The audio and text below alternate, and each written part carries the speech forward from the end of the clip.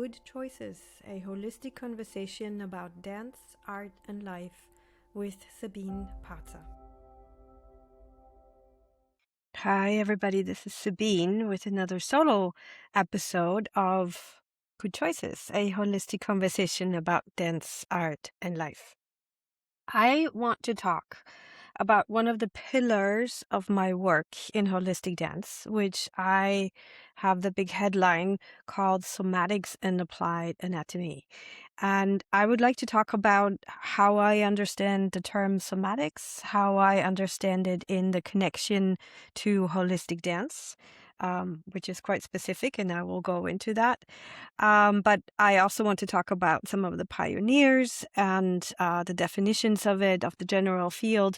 And I also want to talk about some of the distinctions to some of the other words that are out there in the field, and what the difference is. For instance, to somatic experiencing and to different definitions of the work.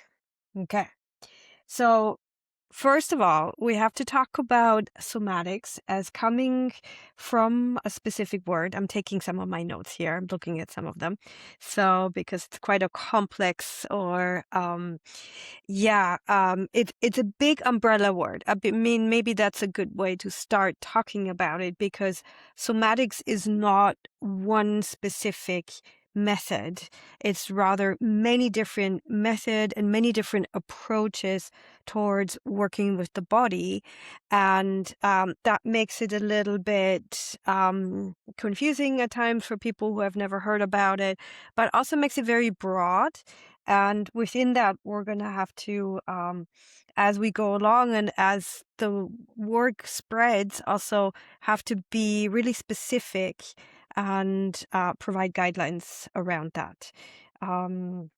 So looking at my notes here, one of the simplest ways to start understanding the larger somatic field is by explaining the word soma. So soma is a Greek word and means the living experience within, or the living body as perceived from within. So the difference between soma and another Greek word, which is physis, is that our physical body are all the parts in our bodies that we can measure. How tall am I? How much do I weigh? How long is my arm span? My skin color. Anything that can be measured is physis.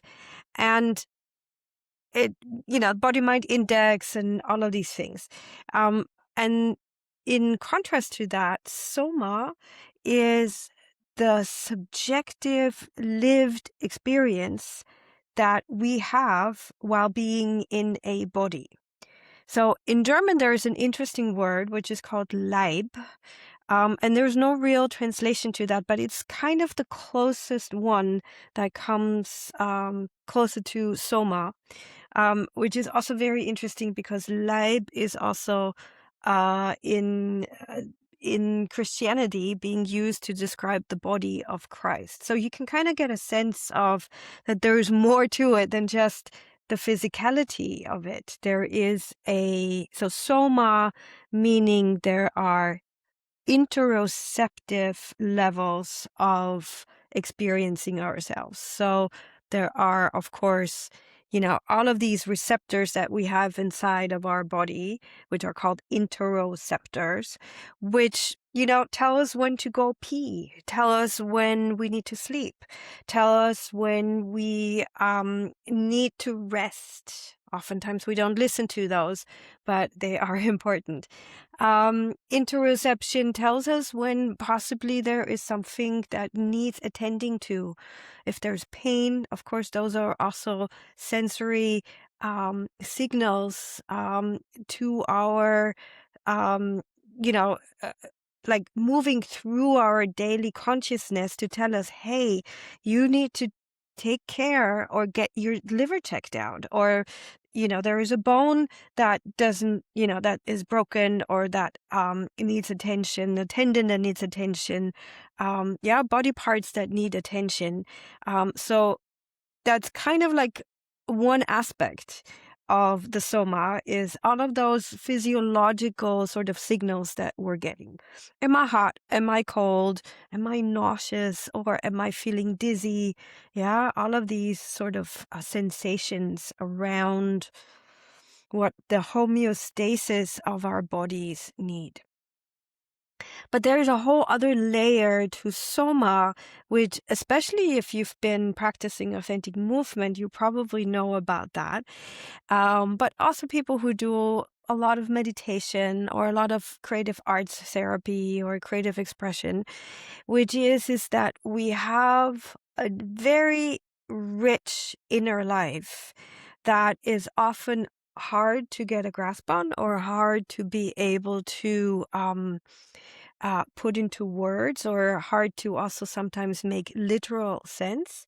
And so we actually need the creative arts to find expression for it. So oftentimes these inner workings, these inner dreamlike images, or these archetypal images, or unconscious material, as it shows up in our dreams, as it shows up in bodywork session, as it shows up during authentic movement, of course, or any sort of intense physical activity, oftentimes will bring that up. Also,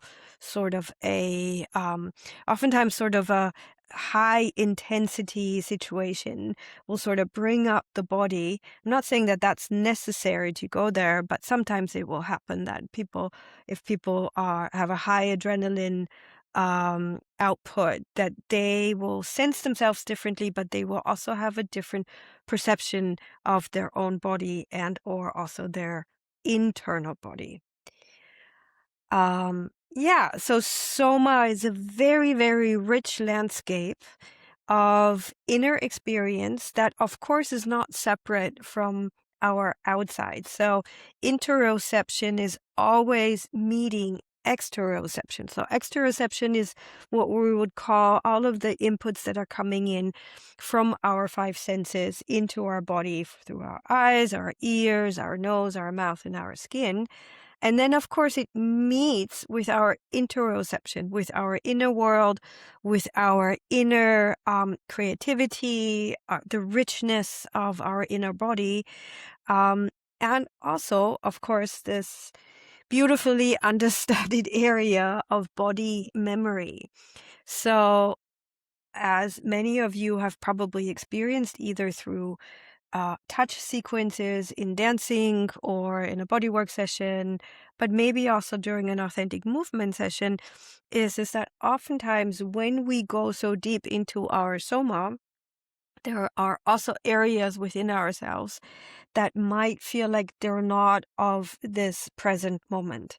It's not of this present day-to-day consciousness, and it might be connected to earlier memories, cellular memories, body memory, maybe from an earlier part of yourself, maybe from a pre-verbal part of yourself, or even a prenatal part of yourself, or even, that is still to be scientifically proven, but, a karmic incarnation, a previous life. And also there is potential for what Jung would call the collective unconscious. So collectively unconscious material. And this is sort of where the line of the archetypes come in, where we're receiving information or feeling information that kind of belongs to us in a contemporary way, but also belongs to a larger collective. I will do a separate episode on the archetypes, I promise. Yeah, so this incredible abundance and richness of inner world, inner sensations, inner perception, meeting outside information, and that movement of inside and outside, and also moving along the threshold, which is a very interesting place, which often is our skin. The skin, such a big threshold of information that's coming from the outside and from the inside out. That makes for a lot of the research and the inquiry of what we're focusing on in holistic dance and many other somatic practices. Yeah, lots and lots to talk about that, but I'm going to move on and talk more about the field as a whole. So the field of somatics is something that, so the word somatics was first coined by Thomas Hanna, who wrote one of the earliest books about that. And he described it as a field within bodywork and movement studies which emphasize internal physical perception and experience. And it is also in contrast to performative techniques. So if we're moving into how this applies to dance, one of the main differences when you encounter a somatic dance workshop or a somatic dance technique or a somatic dance practice is that originally dance was heavily focused on the performative aspect of it, the technical aspects of it, the pedagogy around pedagogy. Here we go, right pronunciation. The pedagogy around performing something so an audience could see it. It meant training the body, it meant stretching the body, it meant jumping and reaching higher and really sort of developing the craft of being a dancer. Now, as we went along over the years, and I will name some of the pioneers in a bit, we've discovered that by doing this training, so much happens on the inside. So much of what we would call soma happens on the insides, and some of these somatic practices that have their root in Eastern traditional practices like meditation, like yoga, like martial arts, we, the dance community, started figuring out, oh, wait a second, we actually have access to all of that. And wait a second, if we start using these practices, we actually get to stay healthier.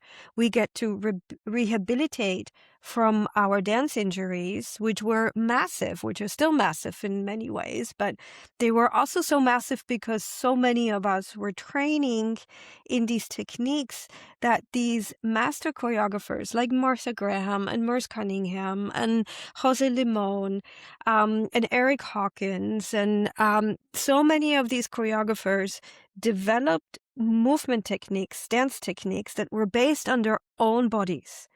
Rightly so. They were choreographing, they were teaching their material, but Martha Graham had a very specific body and Merce Cunningham had a very specific body, so that so many dancers in modern dance trained by copying the movements of these choreographers. And of course, what happened is everybody got injured majorly. I mean, we all get injured doing this profession on a professional level. Hopefully, hopefully we get good support. But one of the things that dancers really, and that started kind of in the late 80s and 90s, started saying, hey, wait a second, I don't want to retire when I'm 35. I want to live and do my profession, way into a higher age than, late 30s or beginning 40s.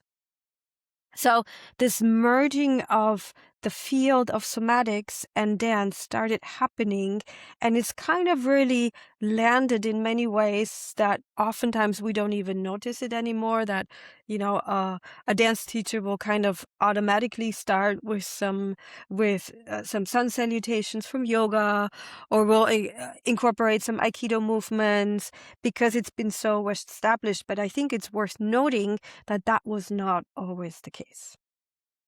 So if we go back to the description of the field of somatics, so somatics is the larger field that would describe any sort of body therapy body mind process.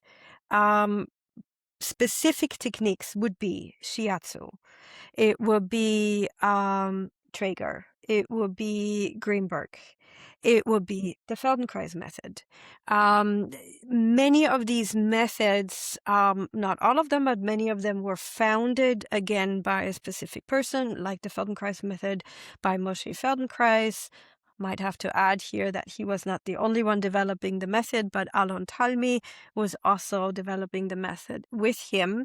And I want to mention that here because I studied with these two fabulous women, Dr. Nurit Sommer and Gudrun Schreiner. And I studied something that ended up being called systemische und integrative Bewegungslehre.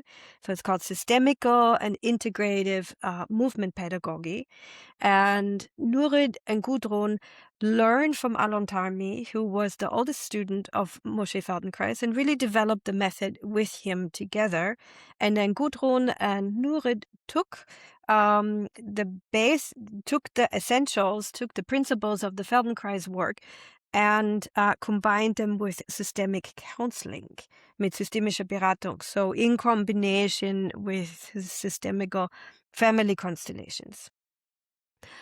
Again, I'm naming that because it's part of my training and part of my those are my teachers, and that was very important to me. Both of them were very important, and also really learning from them how to put together different approaches that can really enhance each other. And I think that's one thing that's really happening in the somatic approach to dance, is that we're bringing together the training, the wisdom, the knowledge, the heritage of dance, and bringing in some of the perspectives and the approaches from the field of somatics so that it becomes even richer. Okay. So again, I was talking about the field of somatics. Somatics is a very wide field. You might argue what's in it and what's not in it. I think it's a matter of definition. And I think what's important to say is that, and I will go more into the separate definitions of somatics, but I think what's important to say is that it's still a constantly evolving field. People are figuring out, every day a new method, or creating a new method, or they're figuring out, oh, here's an element from this and here's an element from that, and putting that together. So in many ways, what we're actually looking at in somatics, or how I like to look at it also, is rather than teaching a specific method, combining or finding the underlying principles of these methods and then applying them to a larger field. All right.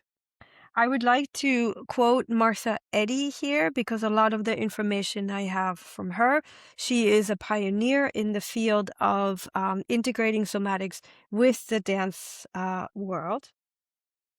And she writes here, somatic pioneers discovered that by being engaged in attentive dialogue with one's bodily self, we as humans can learn newly, become pain-free, move more easily, do our life work more efficiently, and perform with greater vitality and expressiveness.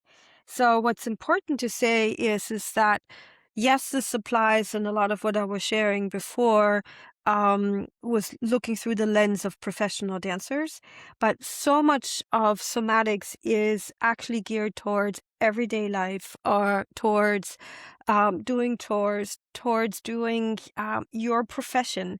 There are a lot of people who work physically by doing repeated movements. I'm thinking about a lot of farmers also, like they're digging up the earth, they're carrying a lot of things, they're really working with heavy weights also. And so somatics can be really helpful in letting go of some of these patterns. Of course, again, injury prevention or injury rehabilitation. But then, of course, this whole layer of starting to sense ourselves in a deeper way, starting to connect to ourselves, to our body, this big word that we're using, this embodiment process is really something that is one of the big goals in somatics. So I'm gonna again read a little bit something. This is from my website, so you can find this also. The breath is an important aspect of working with and through somatics. So we work with conscious breathing and the effects on our movement qualities. We work with different qualities of touch and how they relate to our muscle tonus.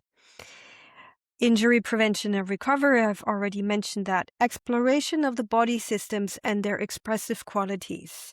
So again, depending on which method you're looking at or which approach you're looking at in the somatic fields or somatic in the larger somatic field, some of these methods will go more towards the bones or more towards the joints or more towards fascia and the muscular system. Some of them will go and work with organs, like body-mind centering is an in-depth study of how to connect really to your organ system and move from there. Yeah, so this is what we mean by exploration of the body systems. So I continue with my list. Refinement of body awareness on an objective and subjective level. Now, one of the things that has been really important for me is that, and this pertains to dance, somatic approach to dance, but any sort of somatic practice, is that you, from my perspective, I feel like you really need the both and, yeah? So that when we're working with the inner body, when we're going inside, when we're starting to discover this inquiry of this amazing inner world, we can sometimes also get lost in there. We can sometimes get stuck in there. We can get so busy with, okay, and so here's another connection over there. Oh my God, and what is that fascia doing in my back? And how is that relating to my 12th rib? And how about if you get my point. So you can go very deep. You can go you can nerd out like crazy. But I do think it's important to also always find a connection back out. So what I was talking about before around this interoception and exteroception, that is also this movement that we also as dance pedagogues, from my perspective, need to do with our participants, that we're guiding them, and that often takes some time, and it takes some practice, and it takes the slowing down, and it takes sensitivity and a safer space and a container, because it is sensitive. It's sensitive areas because also often it's been very neglected. But once you go in, we do need also that transition back out. And we do need to work with physis. We do need to develop a healthy muscle system. We do need to work how to stretch. We do need, to work with reaching and to move with the center and to move with the spine and to also become aware of the space. And so this interrelationality between going in and then also how to come back out, to extend my body and my attention back out into the space and come out of my bubble here, and or also become relational again, relational to other people and to my environment. For me, that is one of the most important aspects for me about holistic dance, that it's always a both end. Yeah. Going off on a tangent here, but I think it's important. So I was reading the part about refinement of body awareness on an objective and subjective level. And in so many ways, the objective level is the physis and the subjective level is the soma. And we could talk more about that, but I'm going to move on. Development of kinesthetic sensitivity to support homeostasis and self-regulation. So one of the awesome things about doing somatic work is that it's highly regulating. So oftentimes when people have issues with their nervous system, have issues around sleep, have issues with arousal, have issues with being in a constant fight or flight modus, which many of us are because we're in this high intensity, rushy culture. Oftentimes our nervous systems don't know how to downregulate anymore. So part of what we're training our bodies is to regulate, co-regulate, but also modulate so that when we need to, we can kind of be ready, we can be attentive, we can activate consciously, but we can also learn how to down-regulate so as to give our body the time for resting, for digesting, for processing, and for reestablishing homeostasis. There's a whole other element to this, which is recognition of common perception and posture patterns. So again, depending on which somatic method you're connecting to, some of this will be stronger. Will be a stronger focus in some of these techniques or some of these methods than in others. Like I said, I trained in the systemische und integrative Bewegungslehre, which comes from has its roots in the Feldenkrais method. And there we work very much with repatterning, but it's a different kind of repatterning than maybe some other methods might have. What I learned through SIB and what I learned through studying other Feldenkrais teachers is that we're looking for micro movements. We're looking for an alignment that comes from a sense of ease. We're looking for a connection within the bones and within the joints within our bodies. We're looking for a connection to gravity and a sense of rising up.